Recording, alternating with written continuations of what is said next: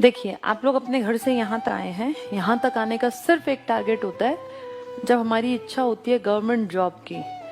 तो after 12th या after graduation हम लोगों के सामने एक बहुत बड़ा क्वेश्चन मार्क आता है, अब क्या।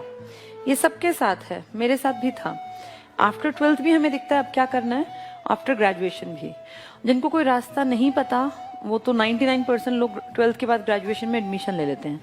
लेकिन जो थोड़ा सा ठीक ठाक सा पता होता है, जिन लोगों को, जिनका सर्कल ठीक ठाक होता है और जिनके माँ बाप थोड़ा सा सही दिशा दिखाने वाले होते हैं, वो 12वीं के बाद ही कोशिश करते हैं कि हम इस रास्ते पे चलें, इसको तो हम कर ही लेंगे, इसको तो रेगुलर करो या कॉरेस्पॉन्डेंस से करो, कोई डिफरेंस नहीं होता। पता है तुम्हें ये बात, ये इक्वली होती है, तुम कैसे भी कर लो। मैंने आफ्टर 12th ये वाला रास्ता पकड़ा, और जब मैं 20 इयर्स की थी तब मैं दिल्ली में गवर्नमेंट स्कूल में टीचर लग गई थी, 20 साल की उम्र में। सन 2003 में मैंने सबसे पहली बार सैलरी ली थी सरकार से। तब सैलरी हुआ करती थी हमारी कॉन्ट्रैक्ट पे, तब हम तुरंत से लगे थे 5,000 रुपए।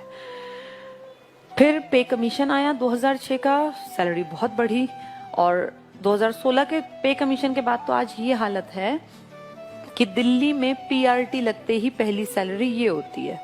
टीजीटी की और ज्यादा, पीजीटी की और ज्यादा। पुलिस में अगर दिल्ली में हो जाता है 40,000 के आसपास सैलरी है, हरियाणा में है तो 35,000, यूपी में है तो मेरे ख्याल 30, 32, 35 के आसपास होगी। हर स्टेट में सैलरी अलग अलग होती है, वो डिपेंड करता है वो कितना महंगा स्टेट है, वहाँ स्टैंडर्ड ऑफ लिविंग कैसा है। मैं आपको ये बता रही हूँ कि 12वीं के बाद भी रास्ता यही होता है, और ग्रेजुएशन के बाद भी। जो जितनी जल्दी संभल जाएगा वो उतना जल्दी एक जगह पहुंच जाएगा। नहीं तो कितने ही लोग हैं जो 30 की उम्र तक भी, जिनको रास्ता पता नहीं चलता, वो होते हैं काबिल, उन्हें चीजें भी आती हैं, वो सीख भी सकते हैं, वो लग भी सकते हैं, लेकिन 30 साल की उम्र तक कोई ये समझाने वाला ही नहीं मिला एक टाइम पर कि अब तुम्हारे लिए ये ठीक रहेगा। तो हम दूसरे फील्ड में मेहनत करते गए, फिर वहां से लौट के आए। जैसे कितने ही स्टूडेंट्स आते हैं बीटेक किए हुए, कितनी ही लड़कियां आती हैं जो बीटेक करके आती हैं, फिर उन्हें लगता है यार नहीं चल रही, बात नहीं बन रही, घर वाले नहीं मानते सुबह से रात तक की जॉब के लिए, फिर वो कहती हैं हम टीचिंग में जाना चाहते हैं। ऐसी बहुत सारे लड़के हैं, जाना कहीं होता है, कुछ और डिग्रियां कर रहे होते हैं। सबसे बेस्ट होता है गवर्नमेंट जॉब की तैयारी एक एवरेज परिवार के लिए, इससे बढ़िया कुछ नहीं है।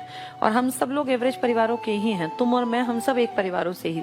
हमारे घरों में ये नहीं होता कि आप बैठ के 25-30 साल तक खाते रहो।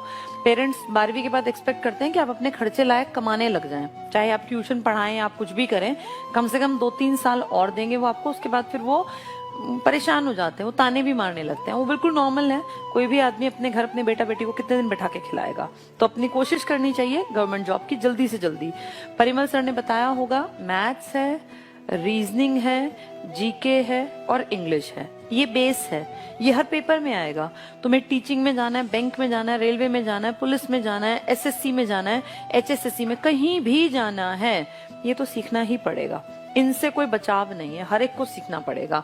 इनको सीखने में 1 साल के आसपास में बहुत अच्छी तैयारी कर सकता है कोई बच्चा, अगर डेडिकेटेड होके पढ़े तो। टाइम पास करोगे तो 4-5 साल भी लग जाएंगे, लेकिन अगर ये सोचोगे मेरे पास 1 साल है, मुझे 2022 का बेस्ट यूज करना है।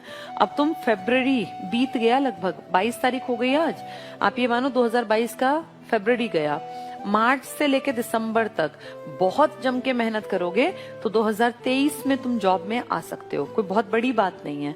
हाँ, डेडिकेटेड होना पड़ता है, डेली आना पड़ेगा, पढ़ना पड़ेगा, इसका कोई दूसरा सब्स्टिट्यूट नहीं है। पर अगर तुम जम के पढ़ोगे तो 100% तुम्हें जॉब मिल जाएगी। जैसा टीचर बताते जाएं वैसा करते जाना, ठीक है।